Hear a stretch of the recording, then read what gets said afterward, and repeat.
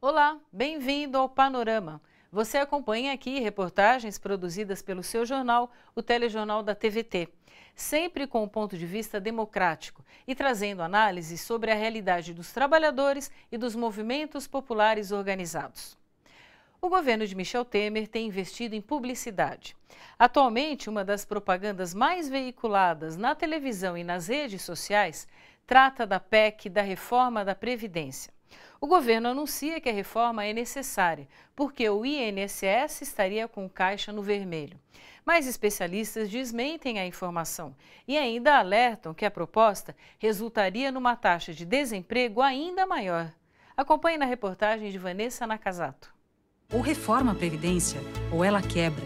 A campanha que defende a reforma da Previdência está sendo veiculada na TV, no rádio e em jornais de todo o país. A propaganda insiste na tese de que a reforma é a única saída para salvar a aposentadoria dos trabalhadores. A cada ano que passa, o rombo da Previdência aumenta. Em 2015, foi de mais de 85 bilhões de reais. Em 2016, mais de 140 bilhões. Isso porque o número de aposentados cresce muito mais rapidamente do que o número dos que contribuem.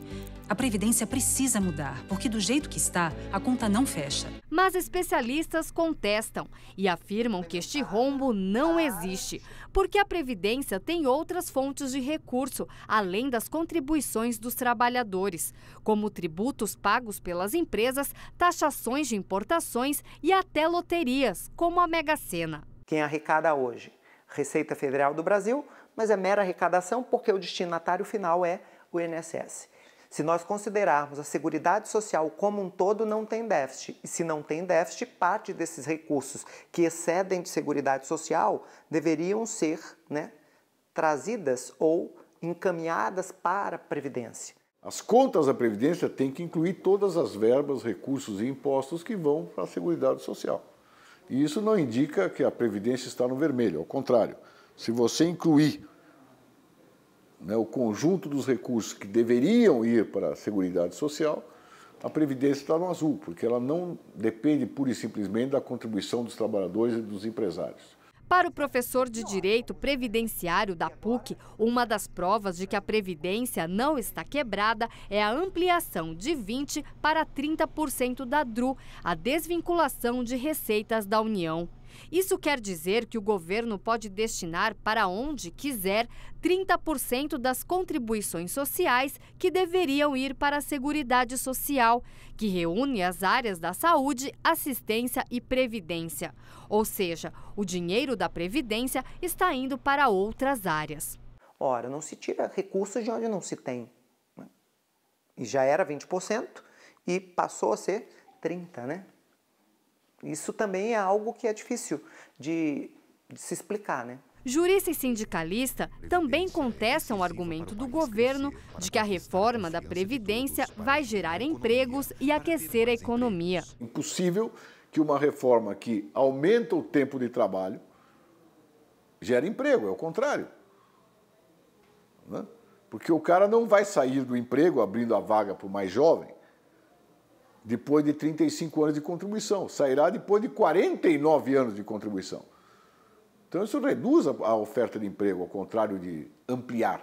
Eu não consigo entender como a reforma da Previdência pode movimentar a economia. Pode ser que, com essas regras bem mais rígidas, haja também a possibilidade de aumento de atividade informal.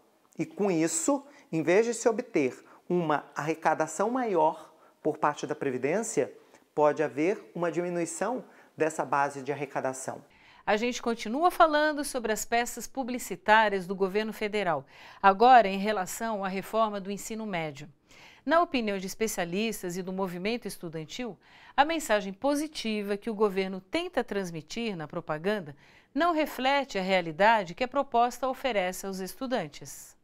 De acordo com pesquisa encomendada pelo governo Temer, divulgada pelo IBOPE em novembro do ano passado, 72% dos brasileiros aprovam a reforma do ensino médio. O governo Temer se baseia numa pesquisa do IBOPE que foi contratada por ele mesmo com perguntas orientadas. Aliás, é algo que poderia ser questionado juridicamente, inclusive. O governo federal passou a veicular na televisão comerciais como esse.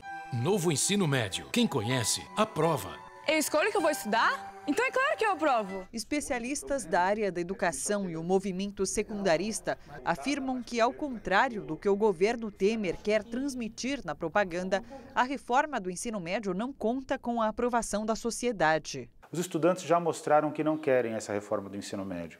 Eles ocuparam escolas. O Brasil foi o país que teve o maior movimento de ocupações de escolas desde 2015. Pelo contrário do que eles mostram, né, que eles falam aqui mais de 70%, né, aprovam a reforma do ensino médio, mas na prática, quando você vai para a escola, quando você conversa com o professor, quando você conversa com o secundarista, quando você conversa com o pai e com a mãe, né, quando você vê que nós viemos do ano passado de mais de 1.000 ocupações, isso que demonstra que ninguém está satisfeito com essa reforma, né? Para Daniel Cara, a possibilidade de escolher e cursar apenas uma das áreas de conhecimento, como matemática, língua portuguesa, ciências humanas e educação profissional, pode trazer prejuízos para a formação integral do estudante. Só que esses itinerários fixos, o aluno não vai poder transitar entre esses itinerários. Então, alguém que tiver uma dúvida entre ciências da natureza e ciências humanas, por exemplo, vai ficar preso dentro de um itinerário só. A matemática ela precisa estar integrada com a física, precisa estar integrada, né, com outras matérias do currículo que passe a fazer sentido para nós jovens. Né? Outro problema desta reforma do ensino médio do governo Temer é a dificuldade financeira e operacional que os estados terão para implantá-la. E os estudantes serão prejudicados. Eles terão de ir atrás de escolas que ofereçam a área de conhecimento escolhida.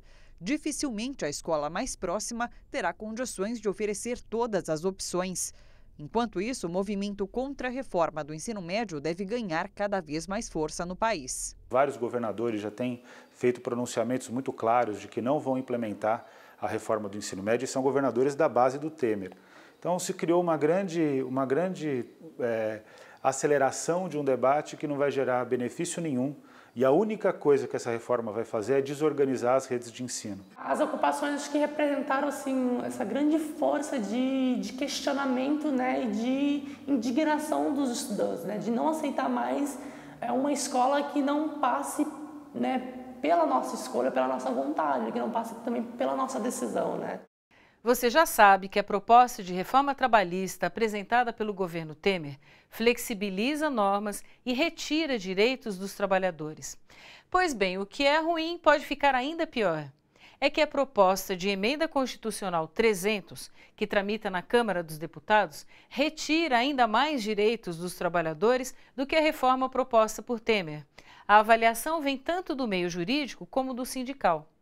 Você provavelmente ainda não ouviu falar na proposta de emenda constitucional 300, mas é bom tratar de se informar a respeito.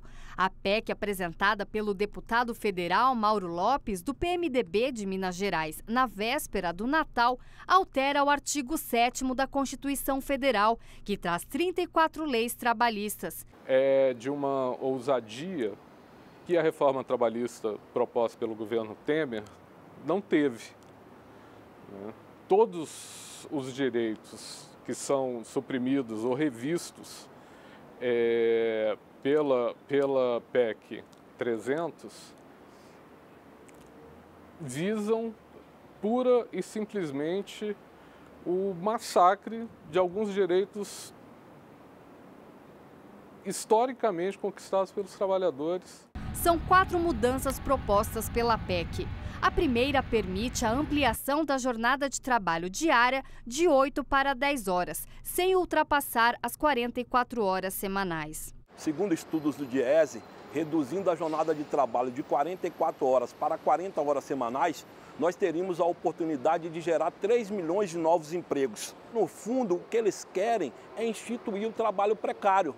As outras alterações propostas são aviso prévio de 30 dias e fim do aviso prévio proporcional por tempo de serviço, que hoje varia entre 30 e 90 dias. Reconhecimento de acordos ou convenções coletivas que vão contra o previsto em lei. Atualmente, nenhum acordo pode determinar menos do que assegura a legislação. Redução do prazo de prescrição das ações trabalhistas. Pela proposta, o trabalhador teria apenas 3 meses para entrar com a ação e só poderia reclamar os 2 anos anteriores. Hoje, o trabalhador tem até 2 anos para fazer a reclamação trabalhista e pode cobrar dívidas dos últimos 5 anos.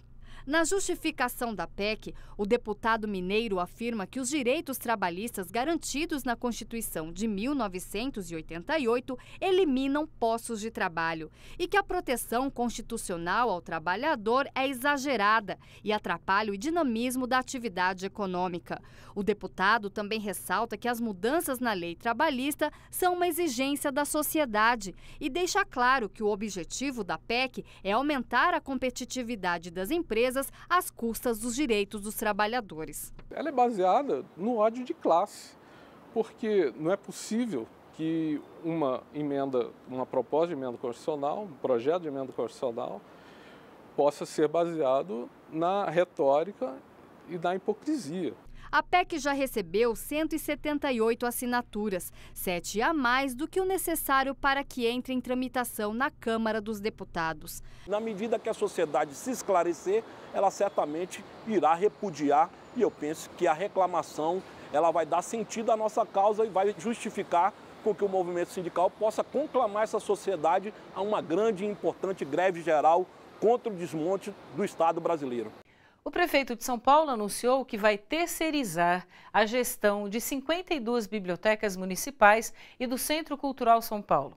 As repercussões sobre essa decisão você acompanha no próximo bloco do Panorama. A gente volta daqui a pouco. Até já!